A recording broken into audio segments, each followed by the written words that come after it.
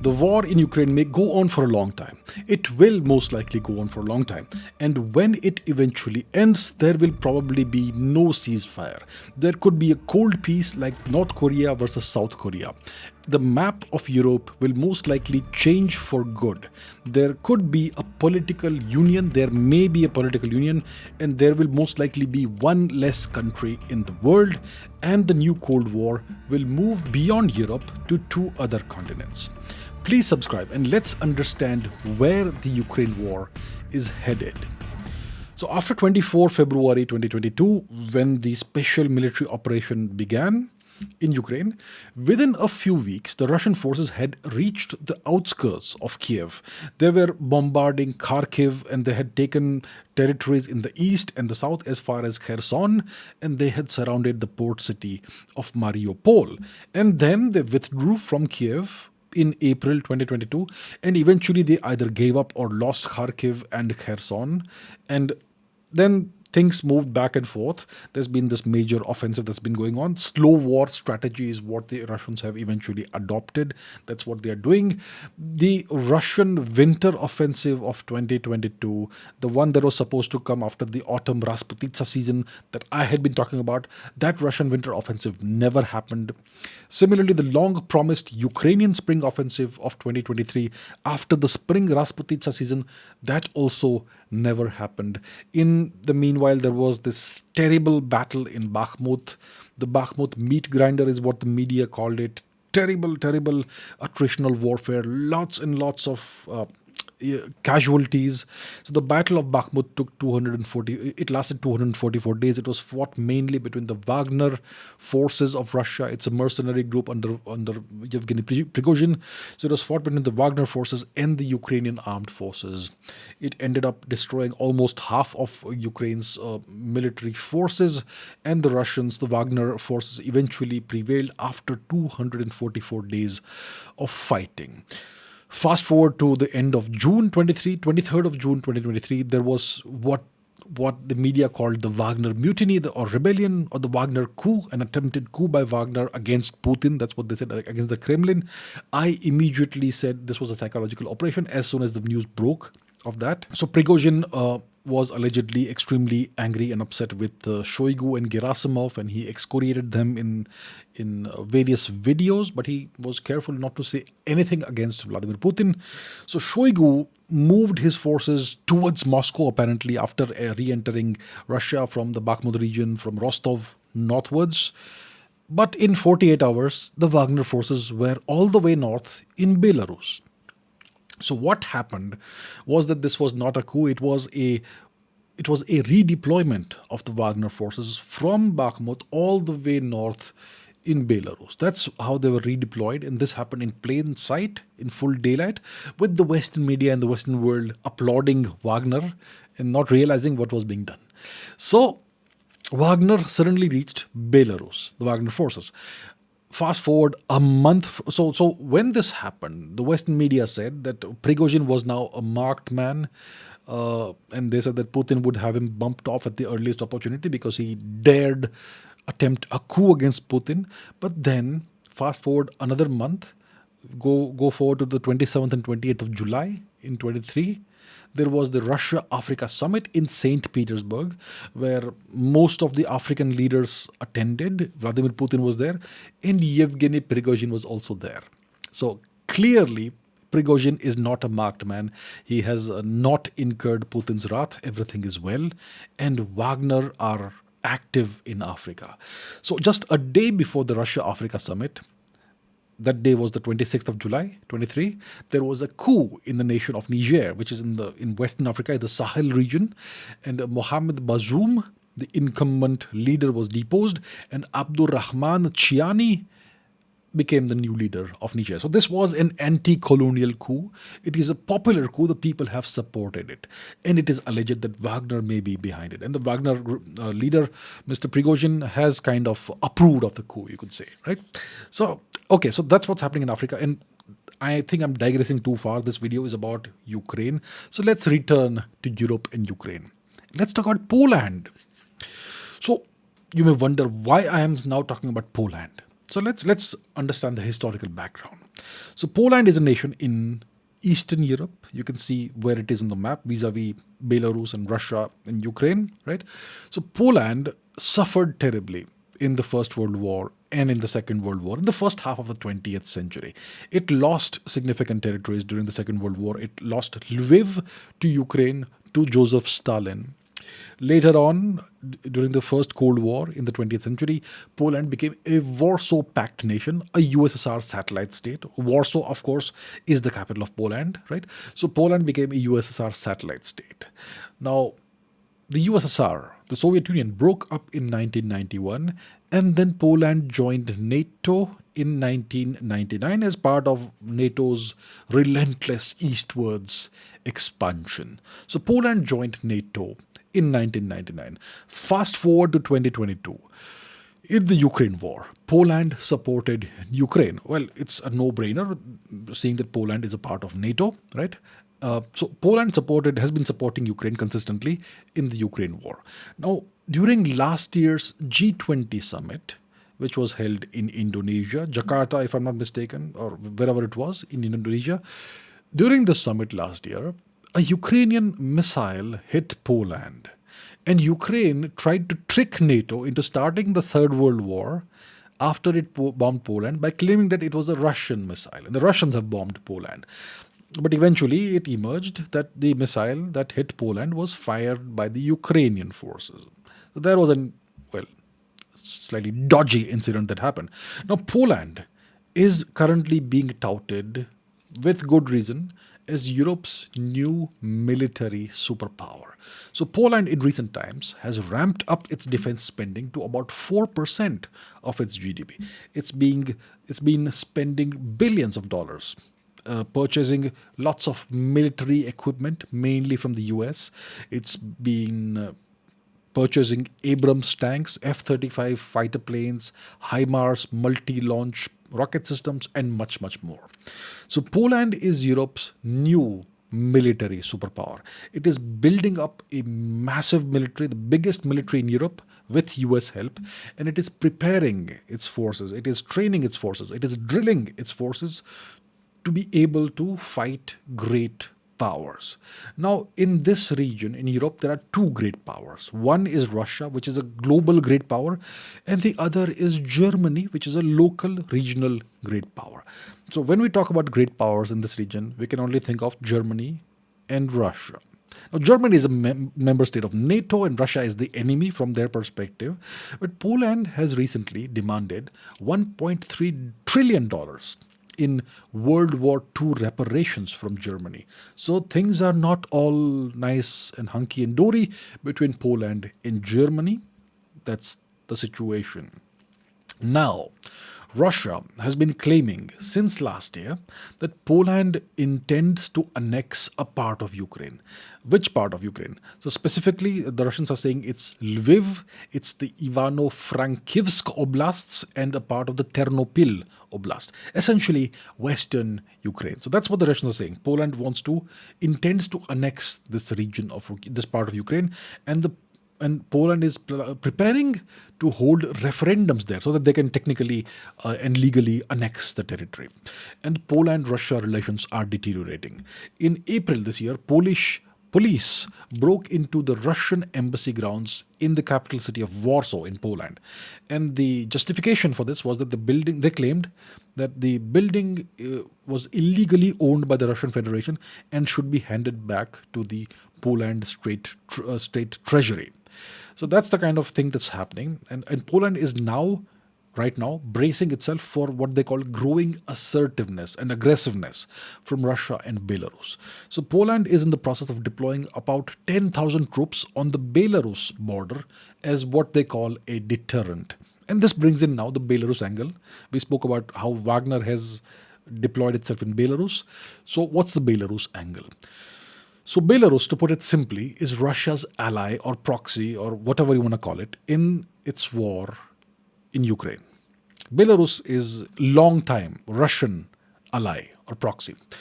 And if you look at the recent history between Poland and Belarus, you will find that Poland has been supporting the Belarus opposition after the 2020 presidential elections, in which the pro-Russian leader Alexander Lukashenko won an unprecedented sixth term in a vote that the West claims is a rigged vote. So the West is claiming that the Belarus election of 2020 was a rigged election. So Poland has been supporting the Belarus opposition after this election happened. In 2021, Belarus began organizing and pushing thousands of migrants from the Middle East and Africa across the border into Poland. So this was seen by the European Union and by Poland as something that was planned by Belarus with Russia, and it is intended to cause instability in Europe. And in response, Poland eventually built a $500,000 wall that substantially reduced the inflow of migrants into Poland. And Poland has this, it's one of the two, I think, EU nations that has this strong anti migrant policy. And the West likes to portray the Polish government as a far right government, the way they portray the Hungarian government as far right as well. So Poland built this wall that substantially reduced the inflow of migrants into their territory. Now, after Russia's invasion of Ukraine, Poland condemned the invasion and they started supporting Kiev, Ukraine, with in a variety of ways: military equipment, political backing, humanitarian aid, and they have been hosting more than 1.2 million Ukrainian refugees on Polish territory. And they have essentially given them almost the same rights as Polish citizens, almost the same rights. In return for this favor, Zelensky had promised reciprocal rights for Polish citizens in Ukraine. And last year, Zelensky delivered on this promise by signing a treaty with Poland that allows Polish citizens to hold any office in Ukraine's government. Any office in Ukraine's government. So that kind of makes Russia's claim that Poland wants to annex part of Ukraine, it kind of makes that claim sound a little more credible. It kind of bolsters that claim, because if you allow the citizens of another country to hold any office in your government, that kind of erases the border and makes you just one nation, doesn't it? So yeah, that's what the thing was. Now, there was this, like I said, the Wagner mutiny, rebellion, coup, whatever you want to call it, on the 23rd of June 2023. And within 48 hours, the Wagner forces were in Belarus. So this sudden, abrupt presence of the Wagner forces in Belarus set off alarm bells in Poland. Naturally, it's very concerning. And in addition to this, Russia has deployed tactical nuclear warheads, weapons, on Belarus territory. A couple of weeks ago, maybe last week, two Belarus military helicopters briefly entered Poland's airspace in a move that naturally was considered by Poland to be a deliberate provocation. So this is the context in which Poland is deploying, in the process of deploying about 10,000 troops on the Belarus border as a deterrent. They are worried, maybe with good reason. Makes sense. Now, why is this region so important, strategically important? So apart from being NATO and the European Union's frontier with Russia and the Russian-held, Russian-dominated regions, Poland's eastern border includes a strategic area, a strategic spot, the so-called Suwalki Gap, which is roughly 100 kilometers of border with Lithuania, which links Lithuania, Latvia, Estonia, the three Baltic states, to the rest of the European Union and to the NATO alliance. So this small gap, Suwalki Gap, is extremely important. It also separates Belarus from Kaliningrad, which is a heavily militarized Russian exclave that has no land connection with Russia. It's a Russian exclave. It's like an island of territory surrounded by other nations, but it's a Russian territory. That's what Kaliningrad is. So the Suwalki Gap separates Belarus from Kaliningrad. And military analysts have long seen this Suwalki Gap as a potential flashpoint in any future confrontation between Russia and NATO, because Russia would, well, it's just logic, the logic of strategy, that Russia would want to seize this gap and cut off the three Baltic states from NATO and the European Union. So this area, the Suwalki Gap area, is heavily protected by Polish and American troops on the Polish side. and it's protected by Canadian and German troops on the Lithuanian side. So it's a heavily militarized region, a very tense region. It's definitely a potential flashpoint. Something could go wrong over there and spark off a major confrontation, a major war, major conflict. So this brings us to the question of what could be Russia's next move in this conflict, in the war with Ukraine. So I believe most likely the Russians will eventually, whenever they decide the time is right, they will move south from Belarus. Maybe it will be the Wagner forces that do it. Maybe it will be Russian regular forces that do it from Belarus. But they will move south from Belarus. They will cut across Ukraine via Zhytomyr into Vinnytsia into Transnistria. So, what is Transnistria? I have spoken about Transnistria before, but let me remind you all. Transnistria is a sliver of land. It's a region that's on the left bank of the Dniester River in Moldova. The people of Transnistria identify as Russian, they support Russia, and Russia has a large military presence in Transnistria because they have a huge ammunition depot there that dates back to the First Cold War, and also because this region identifies as Russian, and the Russians would like to protect this region. So the Russians would very much like to reintegrate and reconnect with Transnistria. Right now, they have to go there by air. They have no land connection to Transnistria. So eventually, I believe that Russia could cut across Ukraine and reconnect with Transnistria and create a land connection, which would cut off Kiev and the rest of Ukraine from the west. Right? So that's what Russia could do, and this would cut off much of Ukraine from the west. Kiev would eventually fall, and a regime change could then be carried out by the Russians, and Ukraine would then be made to either become part of Russian territory or become a buffer state, a neutral buffer state with a pro-Russian government. Now understand this.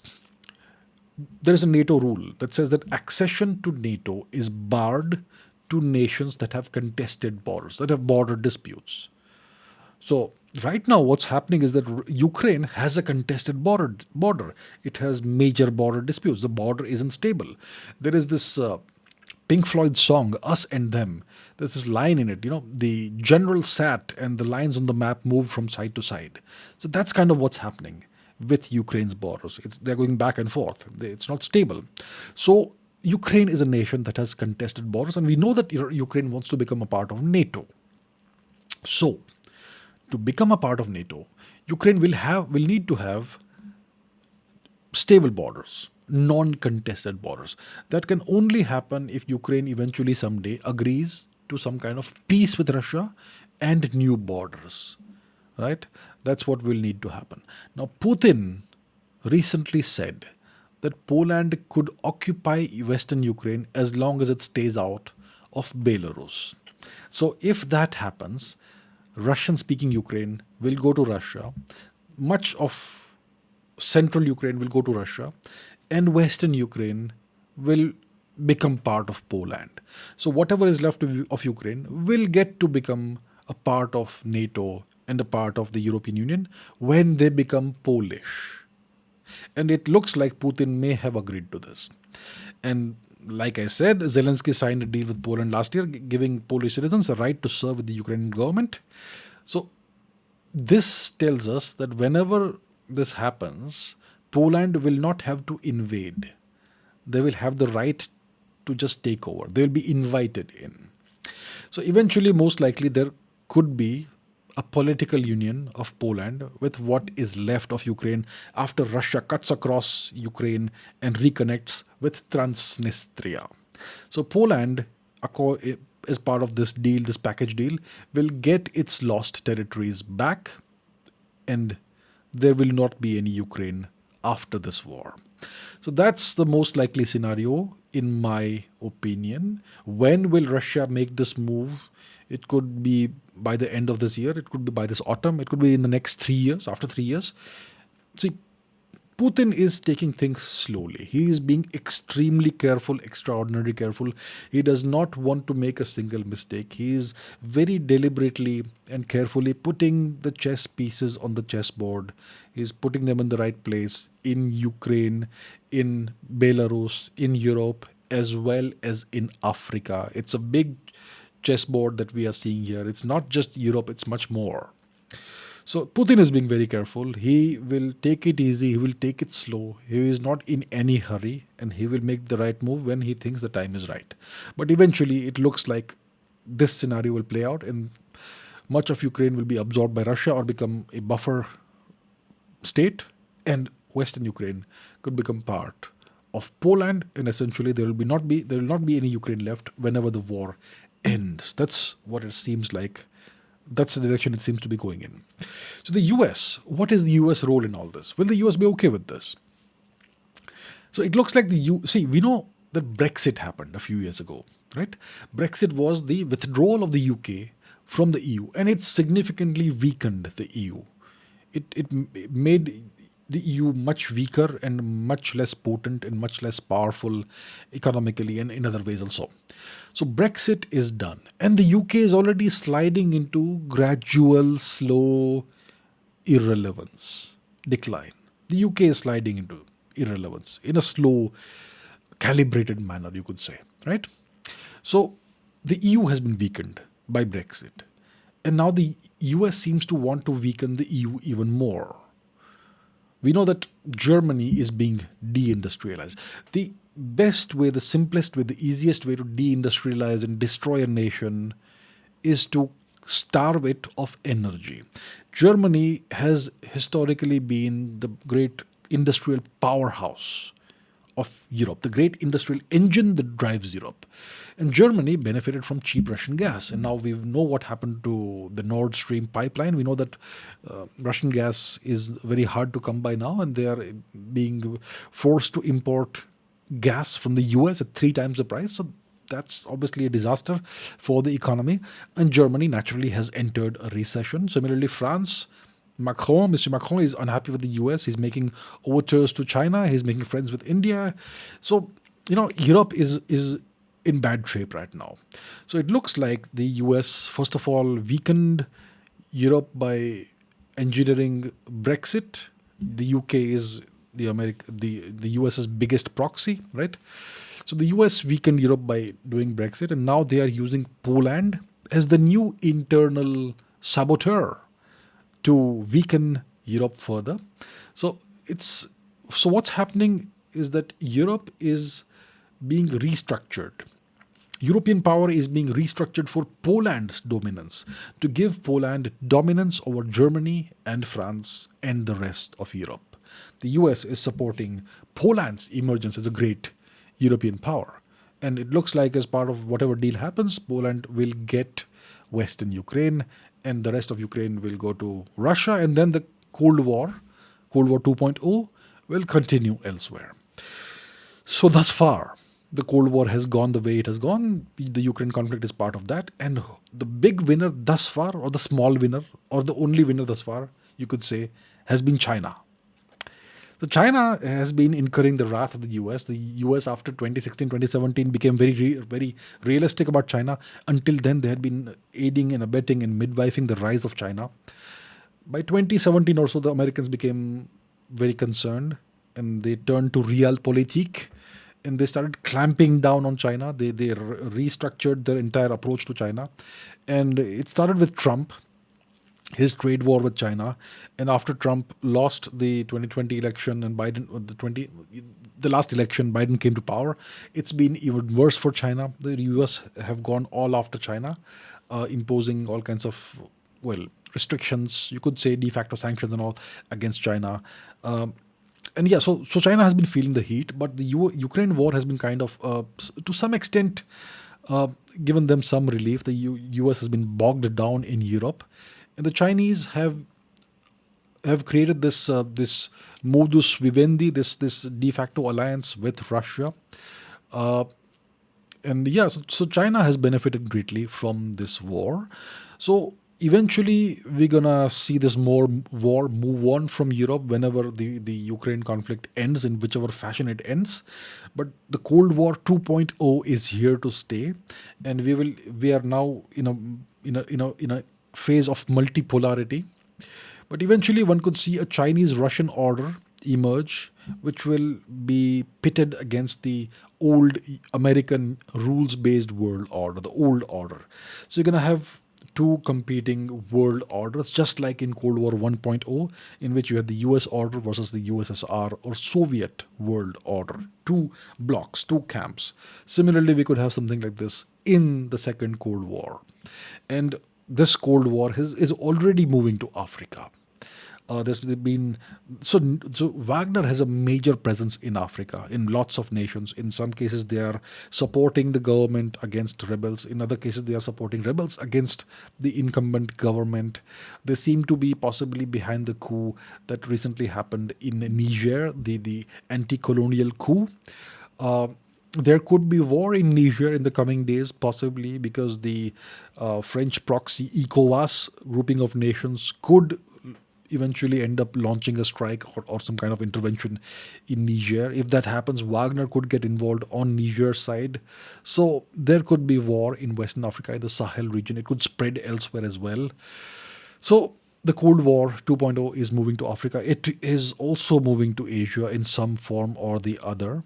There are all kinds of tensions and conflicts in Asia. Much of them revolve around China. So this is the situation right now. Eventually, whenever the Ukraine war ends, most likely there will be no Ukraine left. Whatever will be left will be part of Poland or administered by Poland as a special administrative region, and the rest of it will be either a buffer state or part of Russia. Will there be an official ceasefire, or will there be a cold peace without a ceasefire like North Korea and South Korea? All that remains to be seen, but we can see for sure that the Cold War 2.0 will spread to other parts of the world. And we're going to keep a keen eye on these developments. Thank you for watching, and I will see you in the next video.